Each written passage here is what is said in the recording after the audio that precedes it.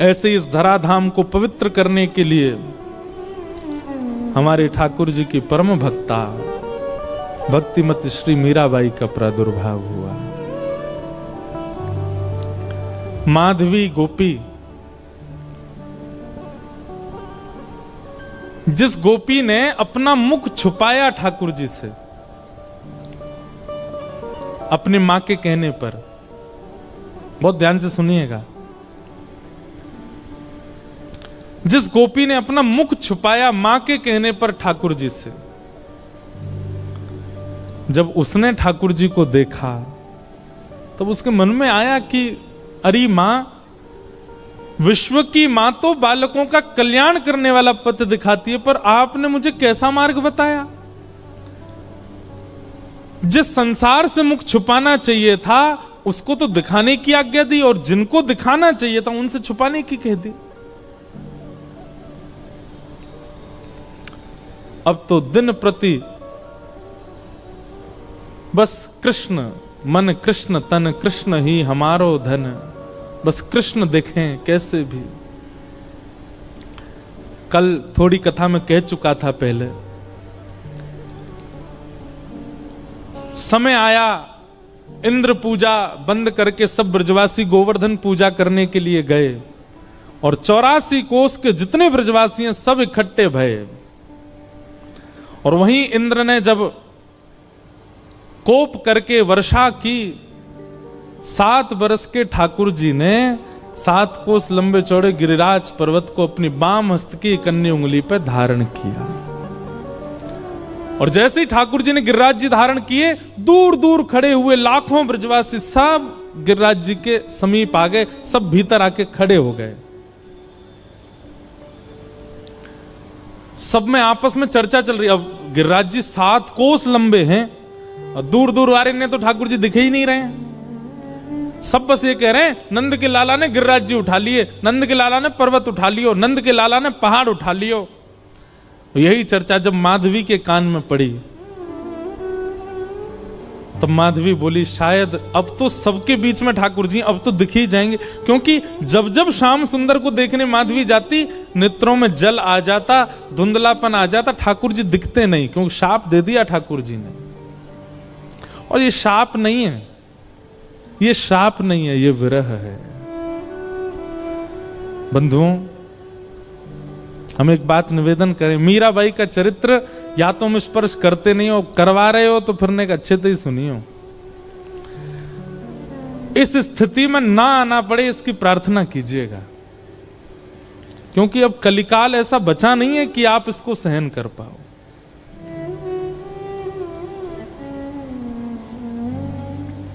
ठाकुर जी दिखते नहीं है मीरा को, माधवी को, लेकिन आज सोचने लगी सबके बीच में ठाकुर जी खड़े, यहां तो मैं छुप के देख ही लूं उनको, शायद दिख जाएं। और अनेक प्रयास करके दूर से जैसे तैसे भीड़ छांटती भई मीरा, माधवी, मीरा उनका कलयुग का नाम, माधवी द्वापर का नाम। माधवी जैसे ही पहुंची, त्रिमंगलली श्याम सुंदर अपने बाम हस्त की कन्नी उंगली के नख पर गिरिराज जी धारण करके खड़े हैं, अपने दाहिने हस्त से मुरली अधर पर रख करके और कोमल उंगलियों से सुंदर बीच बीच में ध्वनि बजा रहे हैं। नंददास जी उसका वर्णन करते हैं, कान्हा कुंवर के कर पल्लव पर मानो गोवर्धन नृत्य करे, ज्यों ज्यों तान उठत मुरली में त्यों त्यों लालन अधर धरे।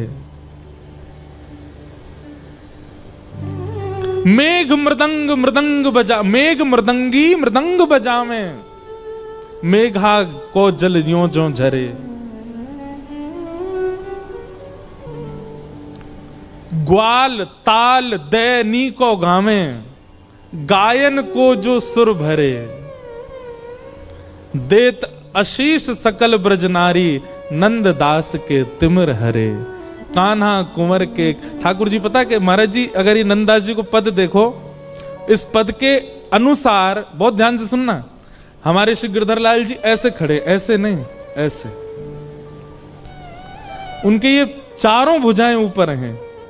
तब हमें एक वैष्णव ने बताया, बोले ठाकुर जी कैसे कर रहे हैं पता है, सब ब्रजवासी खड़े हैं और श्री गिरिराज जी ठाकुर जी से कह रहे हैं, हे जय जय, मेरा स्वरूप इतना विशाल है कि मैं महाराज में तो आ ना पाऊंगा, लेकिन आपके हस्तकमल और मेरे हस्तकमल मिले ने, ये 7 दिना तक मेरे संग रास ही कर लो।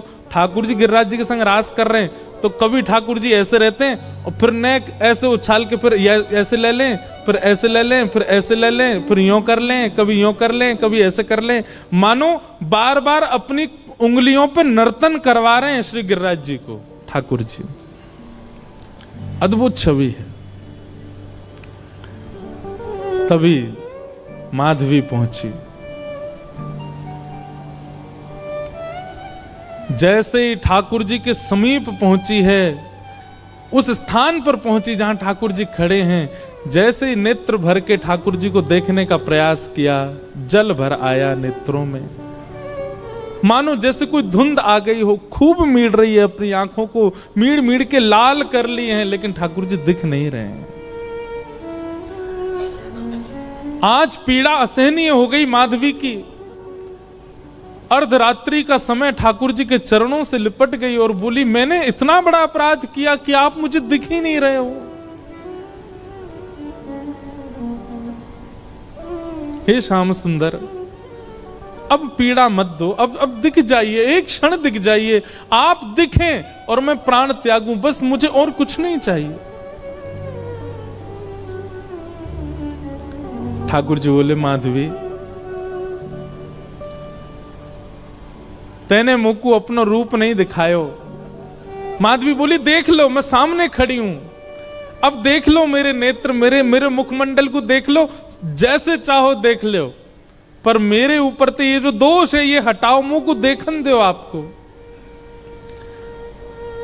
ठाकुर जी बोले, अब तो माधवी ये पीड़ा तुमको ने सहनी पड़ेगी, क्योंकि वस्तु का मूल्य तब चित्त में ज्यादा बढ़ता है जब वह वस्तु समीप हो पर मिले ना। और प्रेम लक्षणा भक्ति में जितना विरह होगा, जितनी व्याकुलता होगी, जितनी तड़प होगी, उतना वह प्रेम पुलकित होगा, उतना वह प्रेम लक्षणा भक्ति का इत्र महकेगा और दूसरों को महकाएगा।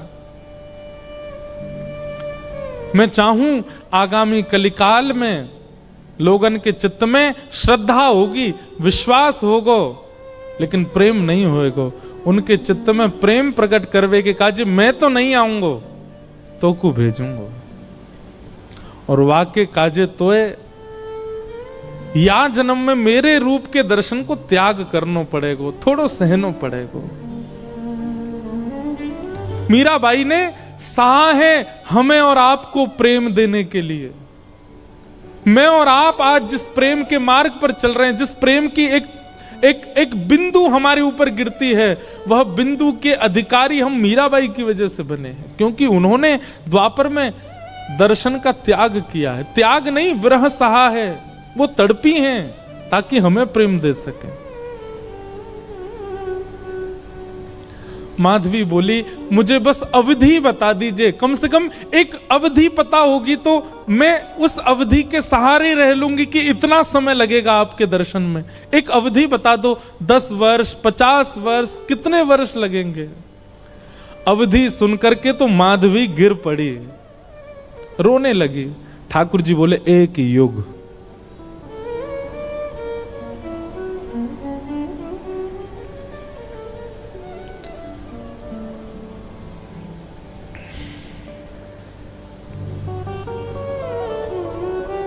हम क्या विरह सहते हैं जीवन में, किस लिए रोते हैं ठाकुर जी के आगे? क्या विरह दिया कहां उन्होंने हमें, जो माधवी को दिया? एक युग का विरह। इतना विरह तो किसी गोपी को भी नहीं मिला, इतना विरह तो किसी ब्रजवासी को नहीं मिला जितना विरह माधवी को मिला है। एक युग का विरह।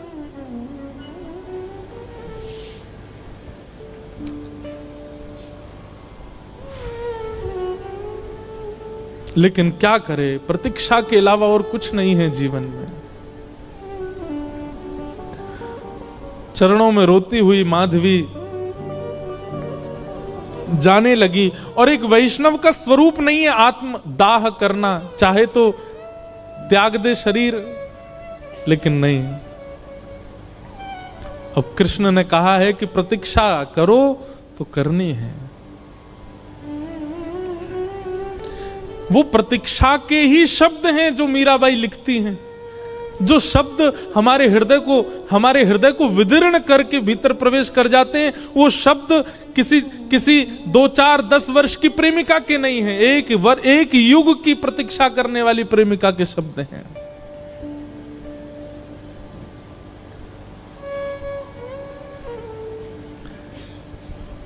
प्रतीक्षा कर रही है और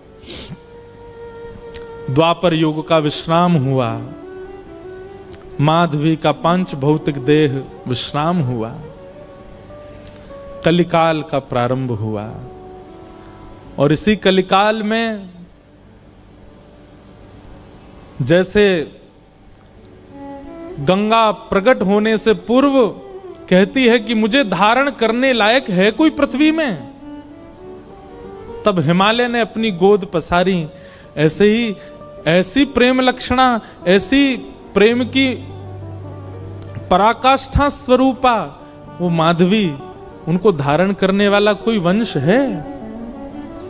तब मेड़ता का राव दूदाजी का परिवार सौभाग्यवंत हुआ और शरद पूर्णिमा के दिन भक्तिमती मीराबाई का प्रादुर्भाव हुआ। वही माधवी कलयुग में मीरा बन करके प्रकट हुई। मीराबाई का वास्तविक नाम मीरा नहीं है, मिहिरा नाम है। जैसे नरसिंह मेहता जी का वास्तविक नाम नृसिंहराम मेहता, ऐसे ही मीराबाई का मूल नाम मिहिरा है। जन्म हुआ राव दूदाजी के कुलीन परिवार में। बाल्यकाल से ही मीराबाई का स्वरूप स्वभाव अन्य बालकों से बिल्कुल भिन्न है। बहुत शांत प्रशांत स्वभाव की हैं। एक चंचल बालक की तरह ऐसी चंचलता, चपलता, चतुरता नहीं है उनके चित्त में। बहुत सरल, छोटी सी बात पर रीझ जाने वाली, मान जाने वाली, प्रसन्न हो जाने वाली मीरा है। राव दूदाजी के घर में मीरा का जन्म होने का कारण यह है, ध्यान से सुनिएगा। एक वैष्णव बालक यदि आपके घर में जन्मेगा, कोई बालक आपका भविष्य में चलकर के वैष्णव होगा, उसके पीछे कारण क्या होगा? राव दूदाजी एक दिन भी बिना हरि चर्चा के व्यतीत नहीं करते। मेड़ता में एक बार को कोई राजा आ जाए, उसके स्वागत सम्मान में कोई कमी हो सकती है, लेकिन मेड़ता में कोई महापुरुष संत आ जाएं, उनके स्वागत के लिए स्वयं राव दूदाजी जाते हैं। और नित्य प्रतिदिन नवीन संतों का आगमन होता है, अयोध्या से, ब्रजधाम से, द्वारिका से। एक बात कहें बंधुओं, अपने घर के द्वार सबके लिए बंद रखो, पर भगवत भजनानंदी वैष्णवों के लिए कभी नहीं। सदा ऐसा प्रयास करो कि आपके यहां कोई ना कोई आता ही रहे। अगर एक सप्ताह तक कोई ना आवे तो आपके चित्त में चिंता होनी चाहिए कि कोई आया क्यों नहीं। किसी को फोन करके जबरदस्ती टिकट करके बुलाओ, आ जाओ, हमारे घर पर रहो।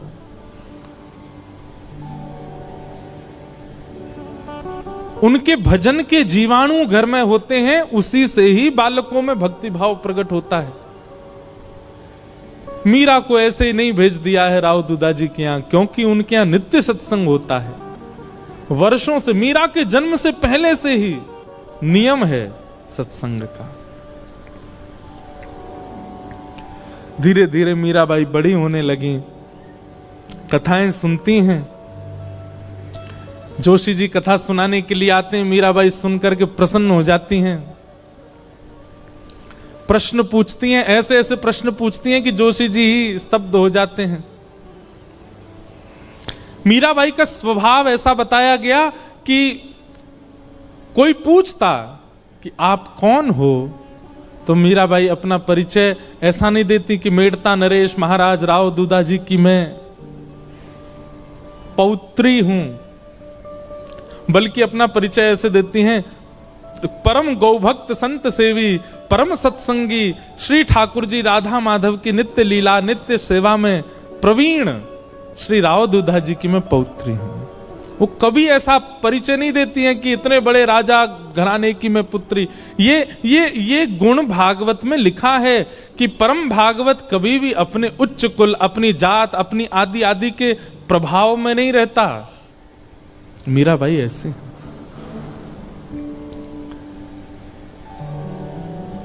भक्ति के लक्षण तो बचपन से ही हैं। बस कोई बीज में जल देने वाला मिल जाए जिससे उसको राह मिले वृक्ष बनने की। एक दिन ढोल नगाड़े ताशे बज रहे थे। मीरा दौड़ी दौड़ी अपनी मां के पास गई। मां, ये क्या हो रहा है? कौन सा उत्सव मन रहा है? तो मां ने कहा, मीरा, ये बारात जा रही है, एक लाली का ब्याह हो रहा है, उसका पति जा रहा है अपने परिवार के साथ नाचता गाता हुआ, ब्याह करके उसको अपने घर ले जाएगा। मीरा कहती है, ऐसे दुल्हा सबके लिए आते हैं? बोले हां, सब कन्या का ब्याह होता है, सबके दुल्हा आते हैं। अच्छा, तो मां मेरा भी ब्याह होगा? हां, तेरा भी ब्याह होगा। जैसे तेरे बापू सा हैं ऐसे ही तू भी ब्याह करेगी और फिर तेरे बालक भी उनको बापू बोलेंगे और तू उनकी मां होगी, तेरा भी ब्याह होगा। मीरा सोच में है और कहती है, मेरे बींद कौन होंगे फिर? मेरा ब्याह किससे होगा? कौन होंगे मेरे बींद? छोटी सी कन्या ऐसे सवाल पूछे तो मां तो उसको मजाक में ले लेती है। अरे मीरा, ये कोई समय है, अभी थोड़ी बड़ी तो हो जा। कभी और कार्य में लगते हैं, कभी और मीरा की तो वो चिंता का विषय हो गया कि मेरे बींद हैं कौन और वो कब आएंगे मुझे लेने।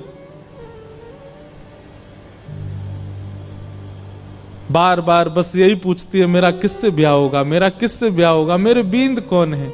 एक दिन हार के मां ने मीरा को गोद में लिया, पूरे दिन चिल्लाती रहती है, ये तेरे बैठे कमरे में मुरली हाथ में लिए त्रिभंग लली, ये जो स्वरूप है, ये गिरधर, यही है तेरे बींद।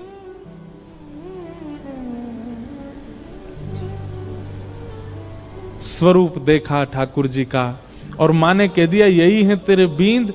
तो मीरा के चित्त में ऐसा विश्वास प्रगाढ़ हो गया कि यही है मेरे बींद और कोई नहीं।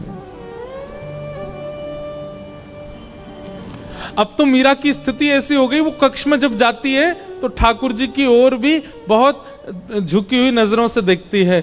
ज्यादा मतलब व्यवहार ऐसा करने लगी कि मानो सच में ही ये उसके बींद हैं।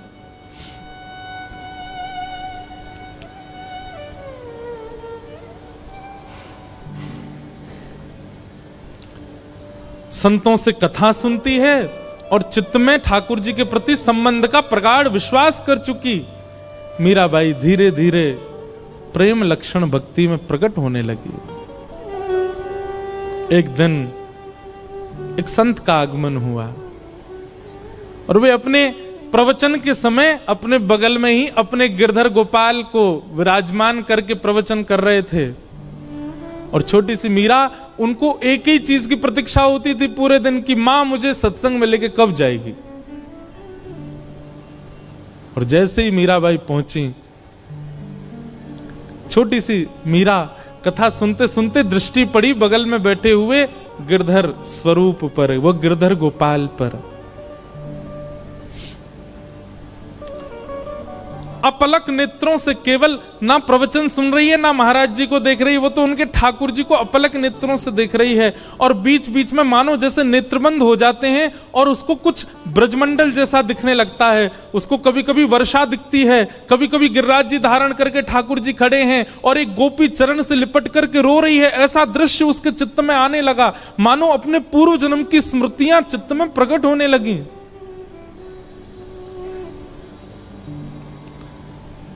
ठाकुर जी ने माधवी से कहा था, एक संत के माध्यम से मैं तेरे पास आऊंगा। और मेरी खूब सेवा करना। माधवी को थोड़ी थोड़ी स्मृति आ गई, मीरा को, और जैसी स्मृति पूर्ण हुई, कथा विश्राम हुई, नेत्र लाल हैं, अश्रु गिर रहे हैं नेत्रों से, और अपनी मां को पकड़ के कहती है, मां ये कौन है? मां कहती है, ये महात्मा है, कथा सुना रहे हैं, साधु जी हैं। नहीं, ये नहीं, इनके बगल में जो बैठे हैं वो कौन है? ये तो इनके ठाकुर जी हैं। हाँ, तो मेरे बींद ना, आपने कहा था ना मेरे बींद, वही है ना ये? हंस गई मां, अरे मीरा, हाँ वही हैं। तो मेरे बींद आ तो गए मां, अब मेरा ब्याह करा दो। अरे अभी तेरी उम्र नहीं है मीरा, तो मैं बड़ी हो जाऊं तब करा देना, पर तब तक मेरे बींद को घर में ही रख लो, मैं इनको पास में रख लूं अपने। बालपन की वो बातें सबको नहीं भाती हैं। प्रणाम करने के लिए मंच पर जब गई, मीरा के नेत्र सजल।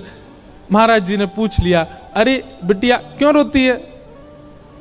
मीरा कहती है, ये मेरे हैं, ये आपके साथ आए हैं, इन्होंने मुझे वचन दिया था ये एक साधु के साथ आएंगे, ये मेरे हैं, आप इनको मुझे दे दीजिए।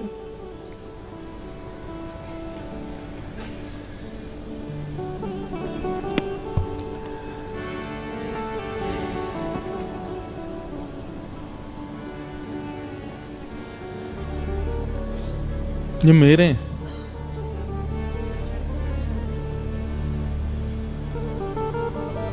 कोई अपने ठाकुर कैसे दे सकता है किसी को? और वो भी पूजा के ठाकुर जी हो तो दिए भी जाएं, लेकिन जिनसे स्नेह प्रेम के लाड़ के ठाकुर जी, वो किसको कैसे मिल जाएंगे? पहले तो छोटी बालिका समझ करके महात्मा हंस गए, लेकिन जब कहने लगी ये तो मेरे हैं जिद करने लगी, तो महात्मा भी प्रेमी थे, व्याकुल हो गए, अपने ठाकुर जी को हृदय से लगा के तुरंत चले गए वहां से। मीराबाई कहने लगी, संत बुरे नहीं है, माता पिता बुरे नहीं है, आप ही मेरे पास आना नहीं चाहते हो।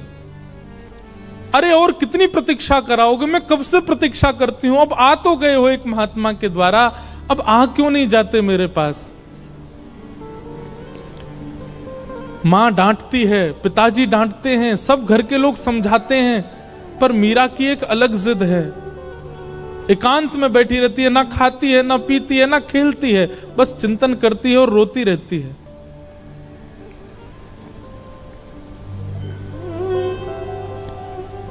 प्रतिज्ञा ले ली, मैं अन्न नहीं खाऊंगी, अब मैं प्रयास नहीं करूंगी कि आप आओ मेरे पास,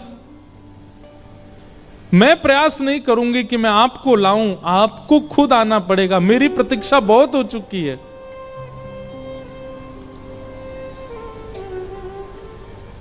वहां महात्मा ठाकुर जी की सेवा शयन करा करके जैसे शयन में गए, ठाकुर जी उनके स्वप्न में आ गए और स्वप्न में आकर के बोले, बाबा आपने मेरी खूब सेवा करी, खूब मेरे 56 भोग लगाए, खूब मोकू लाड़ प्यार कियो, खूब मोकू डुलायो, इतनो भाव से मेरी सेवा करी बाबा, पर अब आपकी सेवा पूरी है गई। जो बालिका आज कथा में आई, मैंने वाकू वचन दियो है कि मैं आपके माध्यम से आऊंगा, आप उनको जाए के मुंह को दे दो। अब जब ठाकुर जी ही स्वयं आज्ञा कर दें तो फिर कोई कैसे मना करे। रात्रि अर्धरात्रि का समय महात्मा उठे, अपने ठाकुर जी को हृदय से लगा के खूब रोए, जय जय मेरी सेवा में कोई कमी रह गई? नहीं नहीं कोई कमी नहीं बाबा, मैं तो बहुत प्रसन्न हूं, पर अब कछु दिना आप एकांत में भजन करो, फिर मेरी प्राप्ति हो जाएगी। अब आप तो चले जाओगे, फिर मेरी सेवा कौन करेगा? या हमारे सेवा विस्तार के लिए वह कन्या को मोह दे दो। और अर्धरात्रि का समय, नन्ही सी मीरा अनशन व्रत पर मानो बैठी हो, और महात्मा पहुंच गए। ले मीरा है गिरधर तेरा, ले मीरा है गिरधर तेरा। अपने ठाकुर जी को लेकर के गए, सेवा बड़े भावत करियो, सेवा बड़े भावत करियो, रखियो नाने नानेरा हो, रखियो नानेरा बेटी ले मीरा है गिरधर तेरा, ले मीरा ले गिरधर तेरा। मीरा के चित्त में पीड़ा भी हो रही है और वो नाच भी रही है। नाच इसलिए रही है कि आज मानो जैसे वर्षों और युगों का विरह समाप्त होगा, पर पीड़ा इस बात की है कि मैं एक वैष्णव की सेवा ले रही हूं। उन महात्मा के नेत्रों के आंसू मीरा को बहुत, ये एक वैष्णव का स्वरूप हो जाता है। वो स्वयं पीड़ा में रहना मंजूर रखता है, पर अन्य किसी वैष्णव की पीड़ा देख नहीं पाता।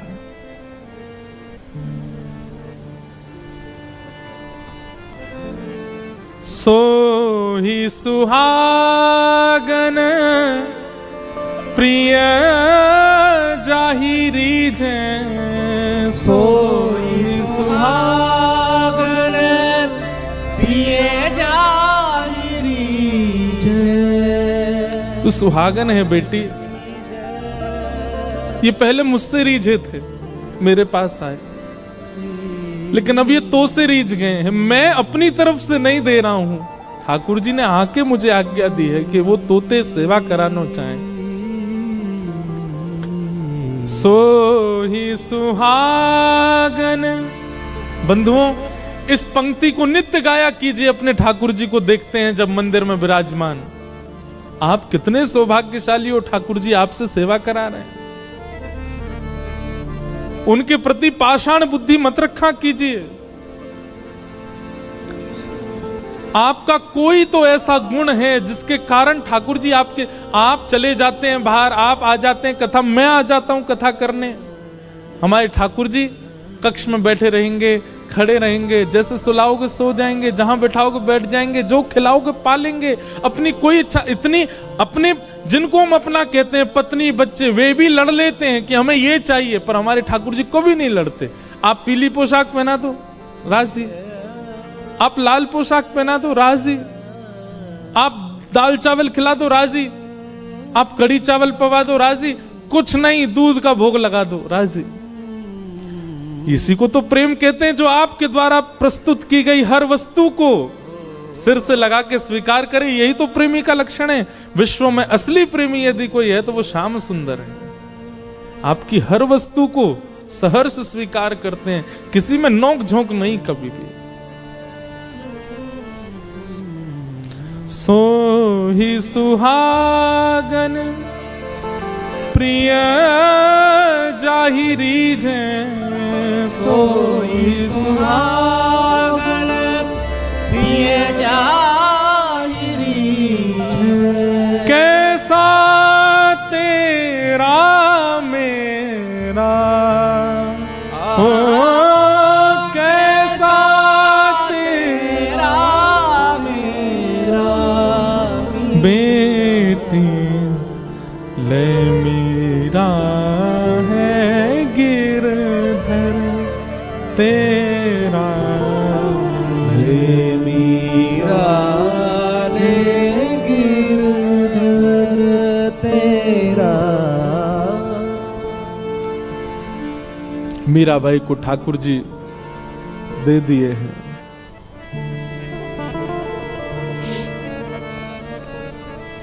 चले गए महात्मा। ये ठाकुर जी का नियम है बंधुओं। एक को संयोग देते हैं तो जिसको संयोग दे रहे हैं मानो किसी को वियोग देके आए, और जिसको संयोग दिया है वो तैयार रहे, एक दिन वियोग मिलेगा।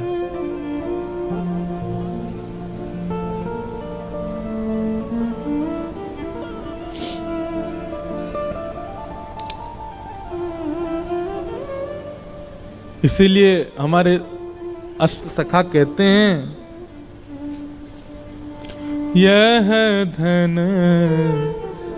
धर्म ही ते पायो, यह धन धर्म ही ते पायो, नी के राख यशोदा मैया, नी के राख हम सब यशोदा हैं, यशोदा मैया, नारायण घर आयो, नारायण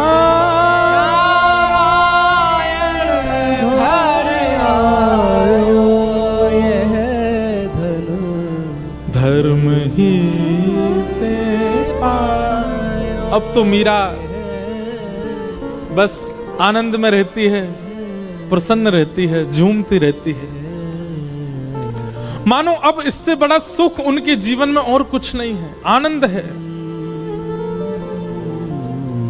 और तभी मैं बहुत सूक्ष्म सूक्ष्म मुख्य मुख्य भाव सुना रहा हूं। बस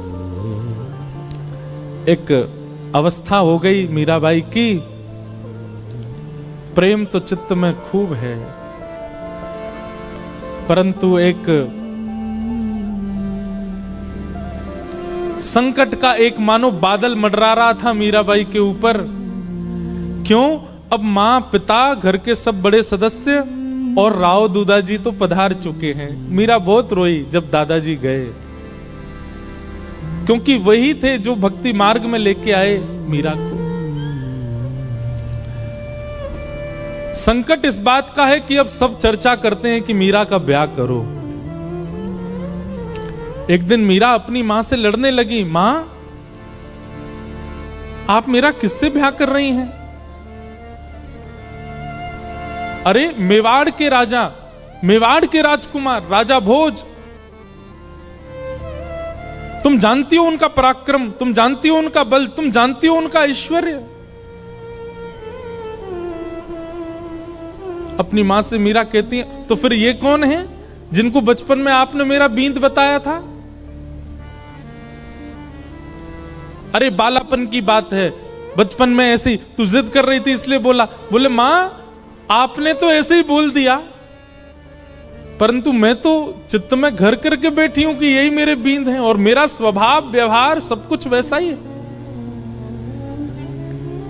आप अपनी बात से कैसे मुकर सकती हैं मां?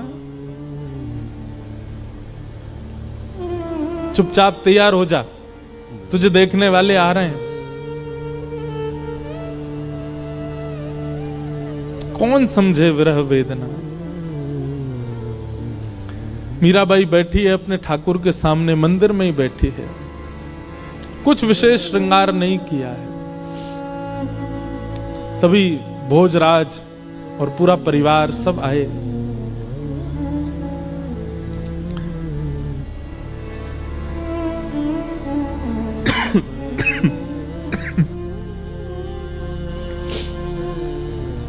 इच्छा प्रकट की कि एकांत में मीरा से बात करना चाहते हैं। मीराबाई बोली, मेरे लिए तो एकांत मेरे ठाकुर जी का स्थान है, जो बात करनी यहीं बैठ के कर लो। सब चर्चा हुई, मीराबाई ने स्पष्ट कर दिया, एक पत्नी जो धर्म का निर्वहन करती है, अगर वो अपेक्षा आप मुझसे रखते हैं और मुझसे ब्याह करना चाहते हैं, तो मैं पहले ही आपको स्पष्ट कर दूं कि मैं उन सब धर्म के निर्वहन में बिल्कुल अपूर्ण हूं, मैं नहीं कर पाऊंगी। आप अपने परिवार में सबसे कह दीजिए मैं उस योग्य हूं नहीं, वो तो मेरे परिवार वाले चाहते हैं इसलिए मैं आपसे चर्चा कर रही हूं। नहीं तो एक स्त्री का जो धर्म होता है पति के प्रति, ससुराल के प्रति, उन सबको, मैं तो अपने घर के प्रति कोई धर्म नहीं निभा पाती एक पुत्री का। इसलिए मैं आपसे पहले ही स्पष्ट कर देती हूं कि एक पत्नी का धर्म मैं नहीं निभा पाऊंगी। भोजराज का उत्तर सुनने लायक है। बंधुओं, मीराबाई का जिनसे ब्याह हुआ वो अत्यंत कुलीन भाव के हैं। उन्होंने कहा मुझे मंजूर है, मैं भी नहीं आपसे अपेक्षा रखता हूं कि आप पत्नी धर्म का निर्वहन मुझसे करें। आपकी सुबह से अभी तक की गतिविधियां देख करके, आपके विचार भाव और आपके हृदय की स्थिति देख करके मैं जान चुका हूं कि आप सामान्य धर्म में नहीं हैं। परंतु अब मेरी इच्छा और ज्यादा आपसे विवाह करने की इसलिए है कि मैं आपसे पत्नी धर्म का निर्वहन नहीं करवाना चाहता। मैं चाहता हूं हमारी मेवाड़ की भूमि में राजा तो बहुत आते हैं, मेवाड़ की भूमि में बड़े बड़े महापुरुष आते हैं, बड़े बड़े योद्धा आते हैं, पर मेवाड़ की भूमि पर अभी तक किसी भक्त के चरण नहीं पड़े। यदि आप मुझसे विवाह करें और हमारी मेवाड़ की भूमि को अपने चरणों से और श्री गिरधर लाल जी के स्थापन से पवित्र कर दें तो ये हमारे लिए बड़े सौभाग्य की बात होगी। मैं इस चर्चा को गुप्त रखूंगा, किसी के सन्मुख नहीं कहूंगा। ये मेरी और आपकी चर्चा है, सबको बताने के लिए विवाह का एक अभिनय होगा, परंतु मैं चाहता हूं कि आपके चरण हमारी मेवाड़ को पवित्र करें। बाकी जैसी आपकी इच्छा होगी, मेरी उसमें कोई अतिशयोक्ति नहीं होगी। और ऐसा कहकर के भोजराज चले गए। मीराबाई ने कोई उत्तर नहीं दिया। लेकिन प्राचीन भारत में कहां पूछा जाता है, सबने पक्का कर दिया ब्याह।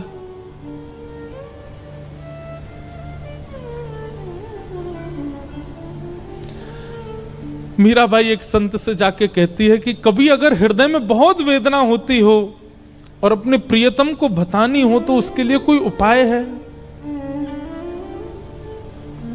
तब एक संत ने कहा तुम पत्र लिखा करो और वृंदावन जाने वाले किसी व्यक्ति के हाथ वो पत्र भेज दिया करो।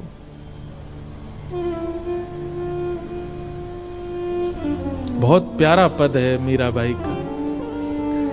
मीराबाई आज पत्र लिखने के लिए बैठी है और पूरे कक्ष में केवल खाली पत्र पड़े हैं, लिख नहीं पा रही है। बार बार एक एक पन्ना फाड़ती है, फिर कुछ लिखती है और लिख करके फिर उसको फेंक देती, फिर दोबारा लिखती है, फिर फेंक देती, फिर लिखती है। किसी ने आकर के कहा मीरा ये क्या करती है तू, इतने पत्र पड़े, ये सब क्या है?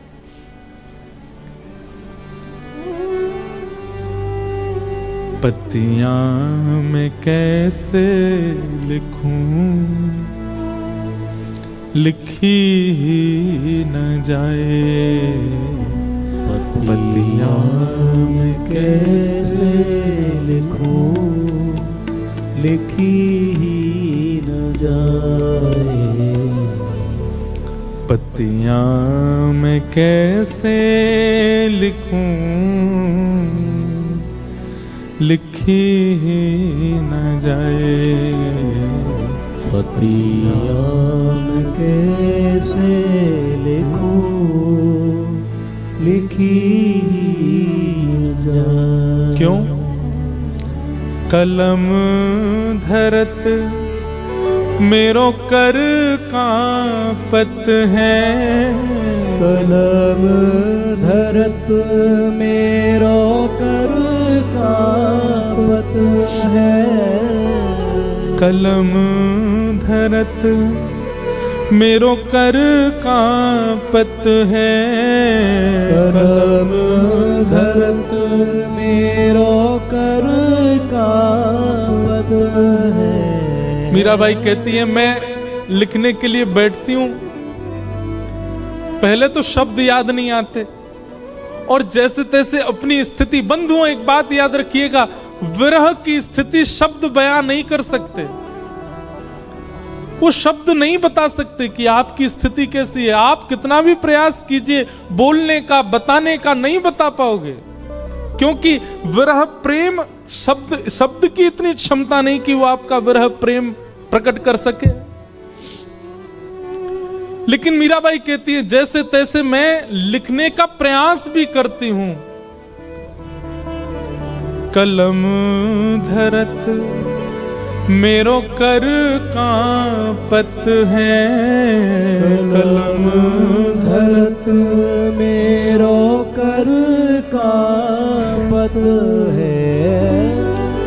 नैन रहे हैं झराए हो, नैन रहे झराए। और जैसे तैसे लिख भी देती हूं तो इतने नेत्रों से अश्रु गिरते हैं कि जो लिखा सब बह जाता है। पत्तियां मैं कैसे लिखूं, लिखी ही न जाए। पत्तियां मैं कैसे लिखूं, लिखी न जाए। पत्तियां मैं कैसे लिखूं, लिखी ही न जाए। पत्तियां मैं कैसे लिखूं, लिखी न जाए।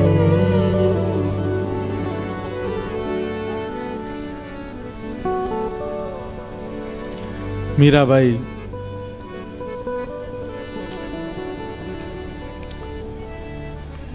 बस स्मरण करती हैं, वृंदावन की दिशा की ओर देखती रहती हैं। अभी भी विरह समाप्त नहीं हुआ है। घड़ी आई विवाह की, पूरा मेड़ता सजा है, परंतु होने वाली दुल्हन, उसके मुख पर बिल्कुल प्रसन्नता नहीं है। मीराबाई ठाकुर जी के सामने बैठकर के केवल इतनी प्रार्थना करती है, मैं देह और आत्मा को अलग मानती हूं। मैं जानती हूं देह की क्रिया आप स्वीकार नहीं करते। देह भले ही कोई और वर्ण करके ले जाए, कम से कम आत्मा आपकी है, ये स्वीकार करके मुझे कैसे भी बता दीजिए कि आपने मुझे स्वीकार कर लिया। मुझे और कुछ नहीं चाहिए। अन्य से देह का विवाह हो, उससे पहले पहले आत्मा का आपसे विवाह हो जाए। हे ठाकुर जी, मैं और कुछ नहीं मांगती आपसे।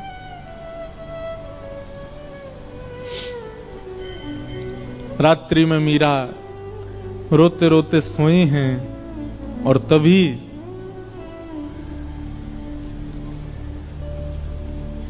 स्वप्न में श्री ठाकुर जी पधारे और मीराबाई के साथ स्वप्न में ही विवाह संपन्न हो गया। ठाकुर जी ने विवाह किया।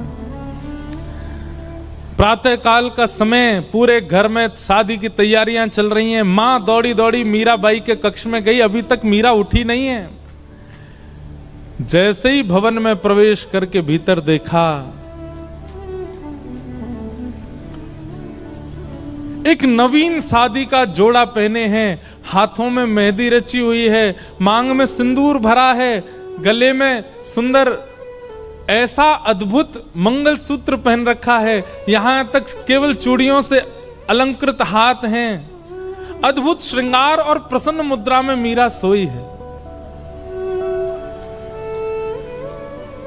मीराबाई के विवाह के लिए जो पोशाक मंगाई गई है वो तो दूर रखी है, ये एक नवीन पोशाक, और ऐसी पोशाक की मेड़ताओं ने भी कभी नहीं देखी होगी। मां ने तुरंत मीराबाई को उठाया, उठा करके पूछा, मीरा जल्दी उठ, ये सब क्या करके बैठी है? तेरे मांग में सिंदूर, गले में मंगलसूत्र, हाथ रचे हुए, ये इतने सुंदर तूने जोड़ा, ये क्या करके आई है? कहां से लेके आई है सब?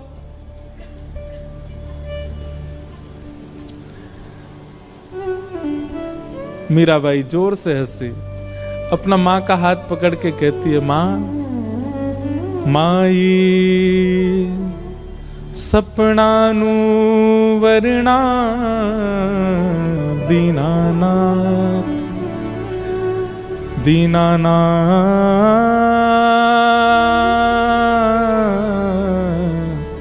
दीनानाथ। माई कल मेरा ब्याह हो गया। किससे ब्याह हुआ? बोले मेरे गिरधर लाल। मां मैं आपको कैसे वर्णन करूं? आप जो व्यवस्थाएं कर रहे हैं ना, ये सब फीकी हैं उस व्यवस्था के आगे। ऐसा सुंदर, ऐसे सुंदर पुष्प लगे थे, ऐसे सुंदर दावत बनी थी, ऐसे सुंदर सुंदर घोड़े हाथी सब आए थे। क्या बात बनाती है? कब हुआ तेरा ब्याह? किसने देखा तेरा ब्याह? मीरा कहती है, एक ने देखा हो, दो ने देखा हो तो कहूं 56 कोटा जना पधारया, दुल्हो श्री ब्रजनाथ, दुल्हो श्री ब्रजनाथ। मां 56 करोड़ बराती आए थे। सब देवी देवता, ब्रह्मा, शिव, रुद्र, सनकादि सब आए थे मेरे ब्याह में। और इन सब बरातियों के बीच एक सुंदर से हाथी पर सहरा बांधे, अद्भुत पोशाक पहने, मधुर मुस्कान, कटाक्ष नेत्र, मधुर घुंघराले केश, हाथ में मुरली लिए मेरे दुल्हा बनकर के साक्षात ब्रजनाथ श्री कृष्ण आए थे। दुल्हो श्री ब्रजनाथ। बहुत सुंदर वर्णन है। मीराबाई अपने स्वप्न के विवाह का वर्णन कर रही है अपने मां के आगे। किसने हमारा कन्यादान किया, हमारे फेरे कैसे पड़े, उन्होंने मेरे गले में कैसे मंगलसूत्र पहनाया, दावत कैसे हुई, एक एक चीज का वर्णन कर रही है मीरा। और मां इधर से उधर जा रही है, सिर पीट रही है, रो रही है। ये क्या बातें कर रही है मीरा तू? लेकिन कौन समझे मीरा को? मीराबाई हंसने लगी और कहने लगी, मां मेरा ब्याह हो गया। मां तुरंत भीतर गई, घड़े में जल भर के लाई और ला करके मीरा के मांग का सिंदूर पोंछने लगी। मीरा कहती हैं, अब चाहे जो कर लो मां, ये देह चाहे जिसको दे दो, पर आत्मा को तो स्वीकार कर लिया है श्याम सुंदर ने। अब मैं राजी राजी चली जाऊंगी जहां भेजोगी, मुझे अब परवाह नहीं। मैं जिनकी हूं उन्होंने मुझे स्वीकार कर लिया है। कितनी पीड़ादायी बात है। मीराबाई का पुनः श्रृंगार किया गया और फिर मंडप में ले जाया गया।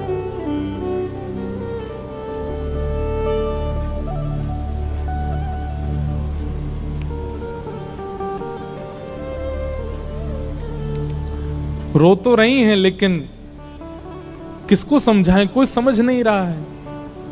और फिर विवाह हुआ। और विवाह के बाद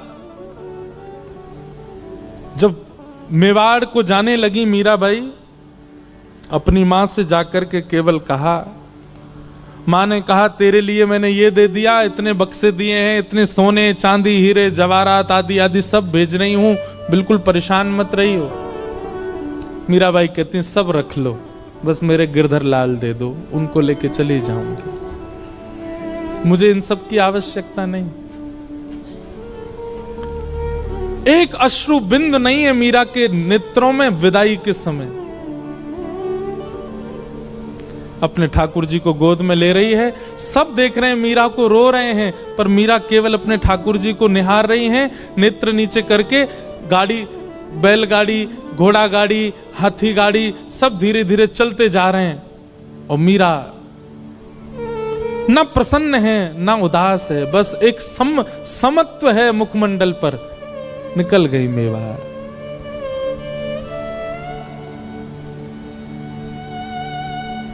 मीरा का प्रेम कौन कह सकता है?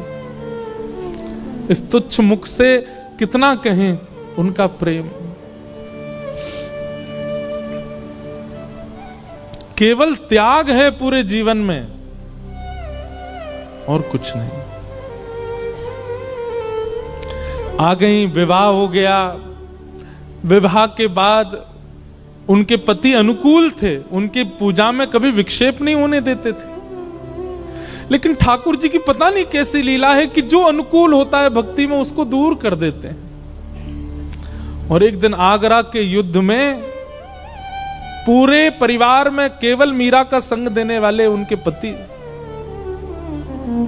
उनको इतने बाण लगे कि वे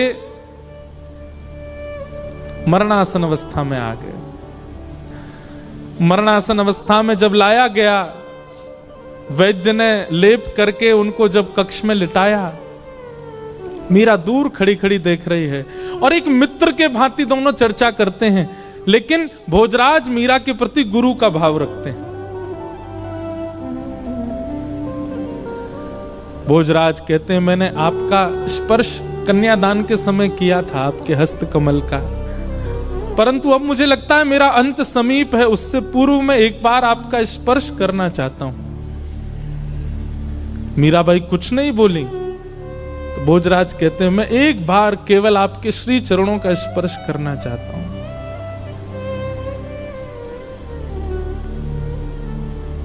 ठाकुर जी के पास गई, अपने गिरधर गोपाल की प्रसादी माला लेकर के आई और भोजराज के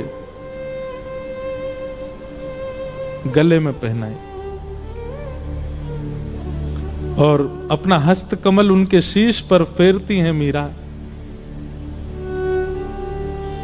ऐसा कहते हैं, मैंने पढ़ा है कि वैसे तो मीरा श्रृंगार करती नहीं थी, पर जिस दिन भोजराज जी की ये स्थिति थी, उस दिन कोई उत्सव मीराबाई ने किया था और उस दिन 16 श्रृंगार किए थे मीराबाई ने। और उस श्रृंगार के रूप में मीराबाई को देखते देखते देखते मानो जैसे उनके पति को साक्षात युगल ही एक रूप में हो, ऐसा दिखने लगा। और उनके पति अपने प्राण त्याग देते हैं।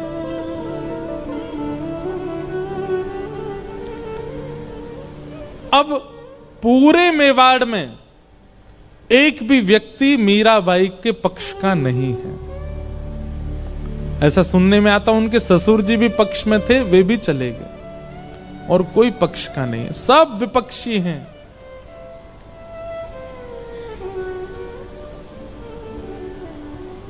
खूब यातनाएं देते हैं, प्रताड़ना करते हैं, उपहास करते हैं, पर मीराबाई को इससे कोई फर्क नहीं पड़ता।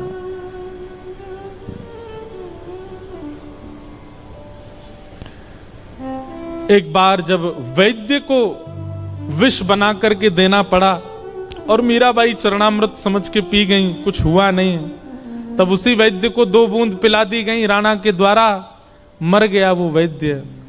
तब मीराबाई के चित्त को क्षोभ हुआ कि मुझ तक पीड़ा रहे मैं सह लूं, पर मेरे अलावा किसी और को मिले ये मैं सहन नहीं कर सकती।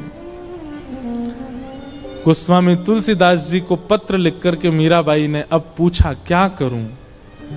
तब गोस्वामी जी ने आज्ञा की कि अब ऐसों का त्याग करो जो हरि विमुख है। और मीराबाई मेवाड़ से अभी वृंदावन नहीं गई, मेड़ता गई,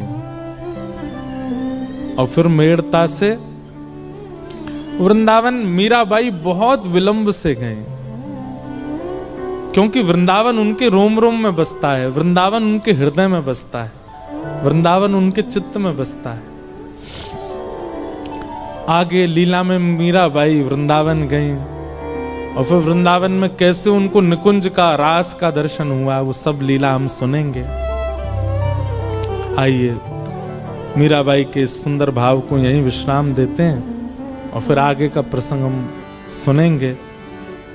गिरधर जन्म मरण रासाते, गिरधर जन्म मरण रासाते, गिरधर जन्म मरण रासाते।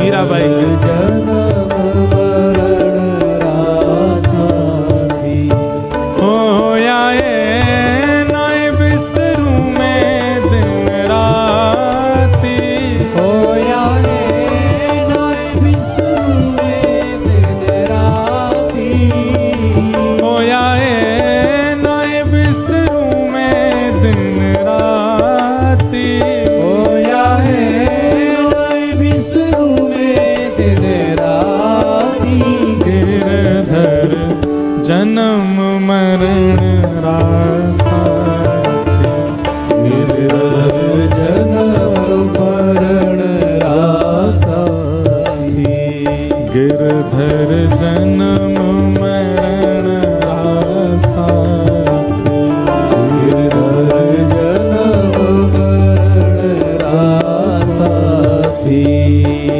ओ पल पल पिय को रूप निहारूं, निरख निरख सुख पाती, पल पल पिए को रूप निहारूं, निरख निरख सुख पाती, पल पल पिय को रूप निहारूं, निरख निरख सुख पाती, पल पल पिए को रूप निहारूं, निरख निरख सुख पाती,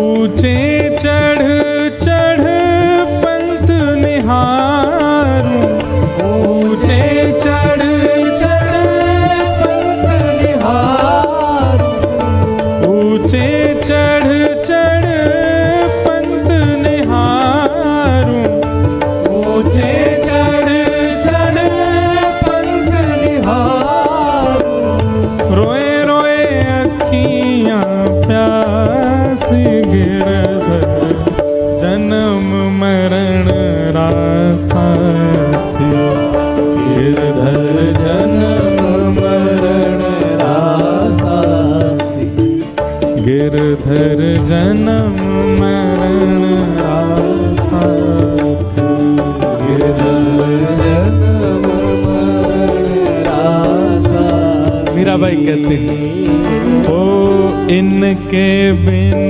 मोहे सलना परत है, जानत मेरी छाती,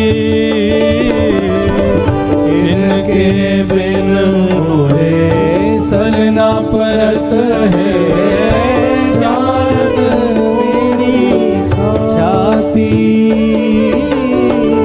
इनके बिन मोहे सलना परत है, जानत मेरी छाती,